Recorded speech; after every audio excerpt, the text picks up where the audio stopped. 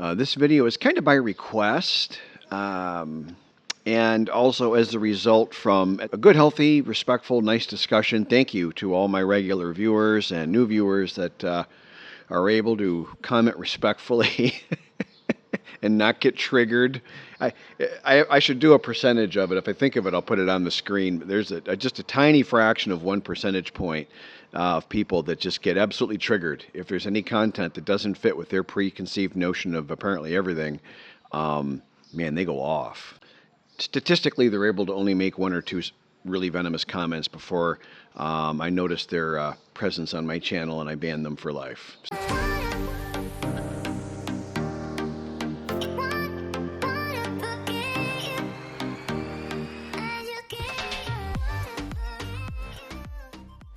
So the request was kind of an unusual one too, which makes this so interesting. Because when when the comment first came across the channel, I was like, "Well, gee, that's a weird. Why would you ask that?" And the question was, well, to kind of boil it down, it was, why would a guy come here and choose to marry a sex worker? Why would a guy do that? I thought that was kind of a strange thing to ask. But then it dawned on me that it was actually kind of a brilliant question, because the person was obviously aware of the fact that the majority of us do come here and do that. And so he was just asking the obvious question, why? What is like what do these guys know that he doesn't? That why is this such a apparently great idea? I'm going to tell you, I don't think it's a great idea. So what I hear from all, and I really want to emphasize, and I mean really all of my Thai friends here, and I'm talking about, maybe I've had conversations kind of in private, in depth about this, maybe with 30 people over the last couple of years about this. Because when I first heard of this, I was surprised too. But why? What's going on? And it's kind of a, not in a mean way, just sort of a funny thing, kind of a joke, fairly publicly well-known joke amongst the people here, that foreigners come here and tend to marry sex workers. We're certainly known to marry kind of Thailand is a classed society. There are social classes. And unlike other countries where you're born into a class and that's it, in Thailand you can climb as high as you'd like, as high as you're able, which many people are interested in since it's a classed society. And they're sort of befuddled as to why we come here with some, not a ton, but some level of social desirability, and a fairly high level of social desirability by lack of options for among the pool of women who are not really eligible to date very well, I'll just say, within their own culture. The women that are not really able to very equitably date a very eligible or attractive Thai man, then many of them all of a sudden then, well, we're really desirable because we're the only other option. If it's not a Thai guy, then it's a foreign guy. There's no third category that I'm aware of. So they're sort of, so we have some level of desirability, and they're kind of, mystified as to why we would come here and then throw that all away, so to speak, and then marry at the absolute bottom of their class structure and marry a sex worker. Why would we do that? And the answer is we don't know. We don't know. We're unaware that the person is a sex worker. We're clueless, and I was clueless, and I'm still half clueless about things here. Thai culture is deep and broad, and it's foggy, and it's difficult to parse out. The language, Thai language, is kind of commonly regarded, and I'm not saying this is technically literally true, but it's generally kind of regarded as the second most difficult language in the world to learn after Mandarin. It's probably not literally. Korean might be a little harder. Vietnamese might be harder, but then Vietnamese are things that you could argue make it easier than Thai. Yeah, but you get my point. It's very, very, very difficult. In fact, it's difficult to the point that it's, I think, this is just me guessing best I can, but I'm going to say, based on my 3.5 years of living here and 5 years of studying Thai language and culture, I'm going to say it's less than 1% of retirees that come here, or people that come here over the age of 50, that learn to speak the language to any level beyond where's the bathroom, or I would like or don't like that. like super basic Thai. I won't count that as being any level of fluency. I'll just say, I mean, nothing wrong with that. But I'm just saying the language is so hard. There's just that few of people speaking it. I'm not linguistically gifted. I'm a math and physics guy, a retired engineer. Um, but I have apparently some natural ability to hear tones, to hear them speaking their tones, and eventually to remember them and copy them. Kind of, sort of, approximately correctly within the bounds of having not started to learn until I was in my late 50s. And I'm going to obviously speak with a massively giant, ridiculously thick American accent. I'm not going to speak it like they do. And that's never going to happen. All right, so it's just, I'm not trying to say I'm really great at this or anything. It was honking hard, but it's a hobby. I mean, literally, I'm retired. What else am I going to do all day? I can only lift weights so many hours a day, and I got to pick something. And I picked learning the language and a little bit of in the culture, which I find it interesting. And it's also nice when something else is interesting because it's not if it's not yours because it's not your problem. I can be very empathetic. I have Thai friends who are struggling with debt, with long work hours, with bosses that take advantage of them because there's a very high unemployment in Thailand, in my opinion, from what I feel I'm observing. This isn't the Statistics or Economics channel, but you get the idea. Anyway, so back on point a little bit. So there's a little background. So back on point. So I mean, it's a very, very, very opaque culture. And so we come here, we just know nothing from nothing about nothing. That's probably the best way to say it. And so guys come here, and a lot of, I think there's a lot of guys are maybe drawn to Thailand in particular out of loneliness. They're aware that of some of the aspects of Thai culture that there's, I think we tend to confuse our the acceptance of Thai women to broadly, I mean very broadly, broad acceptance of the Thai women to be willing to date us. I think we confuse that acceptance with actual equitable desirability on a real equitable, equal type basis. I think we confuse those two things. They sound kind of the same. It sounds like I'm mincing words. But they are not the same thing. If someone doesn't care for you, maybe doesn't like you, maybe has, I'm just by example, doesn't have any respect for you, and you may have had this experience in the West, and but still will be with you on a partner basis, dating you, maybe marry you, maybe register your marriage with you, maybe they push for a registered marriage for financial reasons, whatever. Okay, that's one thing. Whether or not, but another person that might actually care for you, actually have a regard for you, maybe you never go beyond just being a fan, which is significant other. Fan is a super vague word. It just means other person romantically in your life. It doesn't mean, it does not denote gay or straight, married or not, registered marriage or not, village ceremony or not. I mean, it literally just means some person that you're with on some level. It's kind of a beautiful word in a way because it's just, you don't have to, if you don't feel like specifying, you don't have to. It's kind of cool. So a person with no commitment to you legally or whatever could actually really care about you in their heart. And they're just totally separate things. And the real danger for us here is how we get into this accidentally is we mistake this willingness to allow us to date them as actual care or regard or something good, and it ain't good. So to say, to my knowledge, and I've after about a year here, I started to deliberately pay attention to these things because it got kind of interesting, to be honest, and got nothing else to do all day. It seems like the just extreme, overwhelming majority of guys that have married women that I know for an absolute fact are sex workers that are either still working or used to work, and I absolutely know this.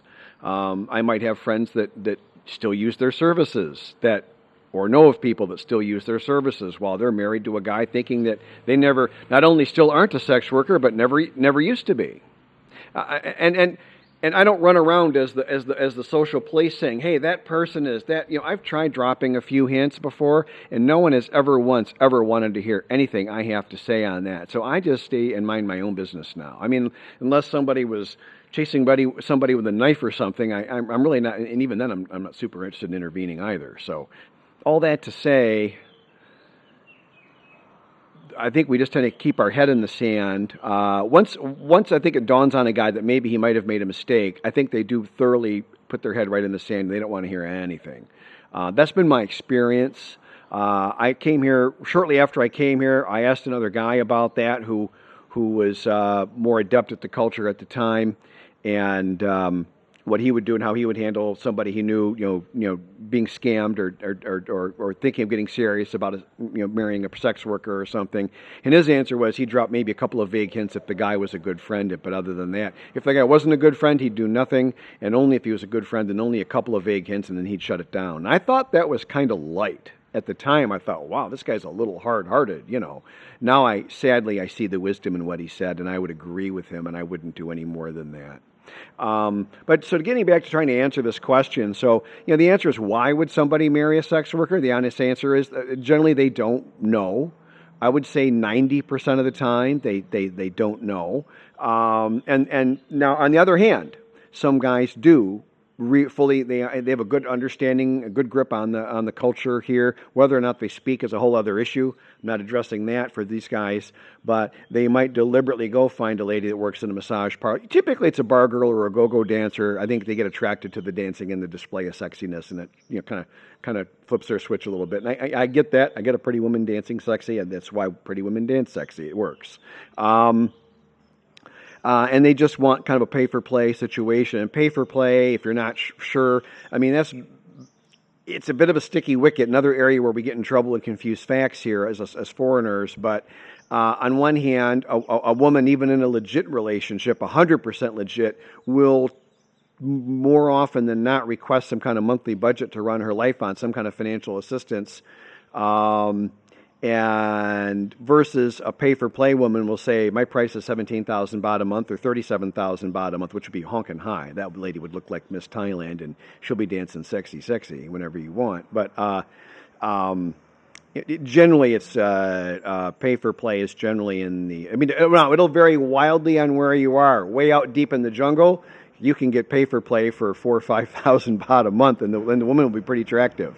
And be very attentive because it's a lot of money out in the jungle. But if you're in a tourist area, you're probably looking at starting at 30 to maybe 60,000 baht a month, and they can even go up from that. But that's getting to be an awful lot of money, certainly out of my league, and not that that's something that interests me anyways. But pay for play is you're just very overtly paying a specified fee every month for the services of a wife/girlfriend/ she'll do your laundry. Some will do all that other stuff. Some are just hair, nails, makeup, and sexy, and you're going to go get your own laundry done. So it'll all vary because there's 8 billion people in the world and there's 71 million Thais or something. So it's going to vary wildly. To clear up pay for play versus a legit situation, it's really one of the things that makes it really tough for us outsiders looking at this fully opaque culture and trying to understand what the heck we're doing is that it is culturally traditional that a woman would ask for support from her husband. Same as you go on, if you ever had like a rich friend go on one of those dating sites that links up millionaires, all the guys talk about how much money they have and all the women on there talk about and show pictures how smoking hot they are. You don't usually get, and it does happen. I actually knew a trophy husband once. A guy super handsome looking for a woman, a sugar mama, but gee whiz, that isn't exactly like 50% of the time now, is it? And so on one hand, that's a totally normal social thing that happens exactly the same as in America as it does here, in my opinion. I was married for 29 years, and I don't see any difference in the support I used to give versus the support I give to Fawn financially here. Other than here, it's an awful lot less money, and I'm getting an awful lot more back. And that's not a dig on anybody from my past. That's just West versus East, and that's the relative wealth of an exchange rate of 33 to 37 baht for every one of my American dollars. I mean, it just is what it is. It's also the weather's better here too. I don't know what to tell you. Some things just are not the same. But knowing the difference between legitimately paying support and getting into a pay for play, one of the big telltales for that would be speed. If a woman talks anything about money within the first 6 months, move along. You do the Star Wars Stormtrooper thing. Move along. Just nothing to see here. I would do that. I mean, a legitimate, culturally traditional Watanatam Dangdum, Isan or Thai-Isan or Thai woman will not be hounding you for money right off the cuff. And my definition of right off the cuff is sometimes significantly past 6 to 12 months. Anything before that is a really, really big red flag. I can't even see in front of me. This red flag is so big. Okay? I gotta start selling little red flag items on my channel. I think you guys would get a kick out of it. So that's one thing, and then another thing would be the amount. Generally, I have two other friends here that I know really well that I'm really close with, and we share all kinds of information all the time. And we live three super different lifestyles. I've mentioned this, once before on my channel, and ironically, we all total, if you look at all the little help we do for the mom or the lady or the this or the that, it all adds up to about 20,000 baht a month, which is about 550, 600 bucks a month. And that's total for everything. And for that, we're all getting care that we all are really, really happy with. We're getting an enormous amount of care. I mean, for me, as a brief example, I mean, every week there's some kind of medical thing or something with me. It's my health is not great. I'm 61.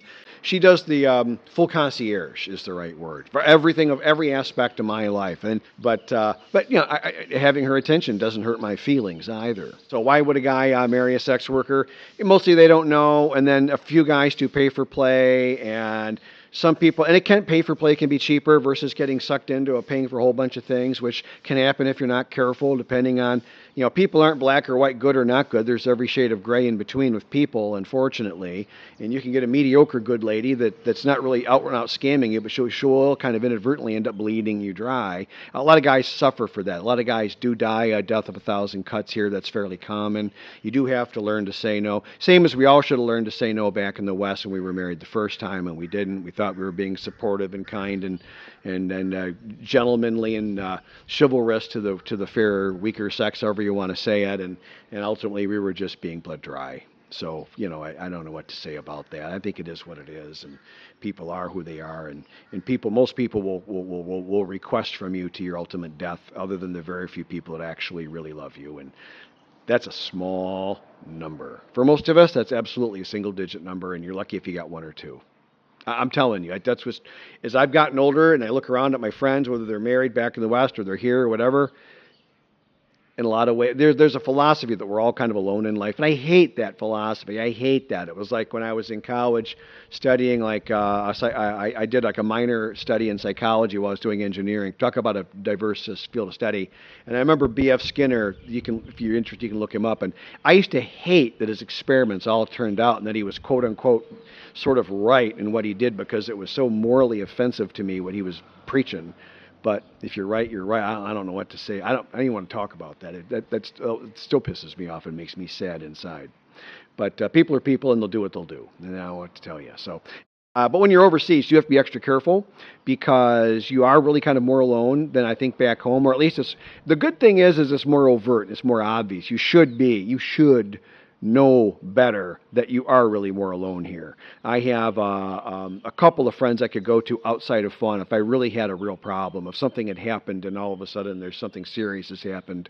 Other than fun, I have two friends here that I could really feel I could trust, myself, my safety to, or something like that. I feel very good about, and to the level of the same as my best friends back home. I have a couple of friends back home, 3 or 4 that I'm very close with, that I feel really that never wavered, never thought about wavering through the divorce, and I didn't even have to think about it. I mean, I knew that was not going to be an issue.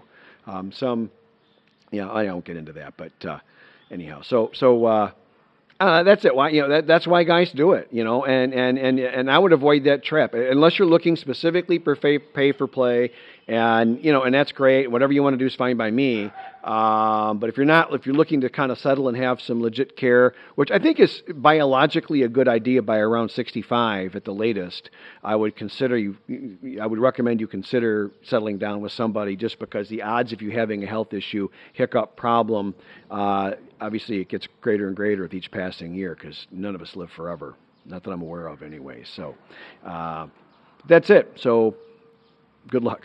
I hope I answered everyone's question. It was a great question on the channel. Thank you. Back to the cute little tan leg channel. Can't tell they're tan though.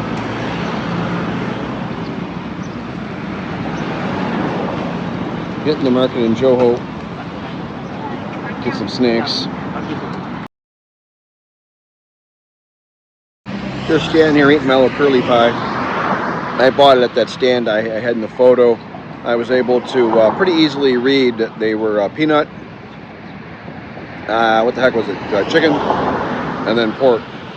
And I picked song chin of the 2 pieces of the peanut and the chicken. I'm in Johor, and it's kind of chilling. This is sort of the northeast quadrant area, whatever, of Korat City. And you continue to go northeast up that road, which is to where I live, out in the rice fields. Another mile and you're out of the city. Oh, there's a bridge overpass there in the background. I go over that bridge 10 times a week. I love it. It's a very pretty view. And here's the market. This is here just certain days of the week. I haven't really paid much attention to what day they have it or not, but it's Saturday. They always have it on Saturday, that I know. Just another Monday, retired. Hanging out at the mall. Had a great workout at my regular gym. Still no motorcycle. I'm so sad. And right now I'm looking for a power adapter for my Bluetooth. Hey, I found an electronics store. Hang on. Just ordered some food from the lovely ladies here. This is the same stand I ate at last year for the Thai-Isan, which is festival. The name of the festival I really can't say well, but it's for I think it's named for the famous lady that rallied the troops and led the Thais to victory here in the city of Korat. But all I know is I come once a year and I get some food. So, you know. Anyways, here I'll show you. I'll turn the camera around. Hang on. There, they got a drone show up there in the sky, and it's pretty big. Yeah, a lot of. This is like 1% of it. It's a giant festival. And here, this is a view from Kun Paw's truck as we were driving to the festival. And here's Kun Paw, always reliable, never a problem. So, I don't understand how if I say a bunch of mean things to another person, how I think I'm going to improve anything. How I don't see how it helps me to help the other person. Well, what are we doing? Thank you for watching my YouTube video. If you've watched this far, please consider hitting like and subscribe.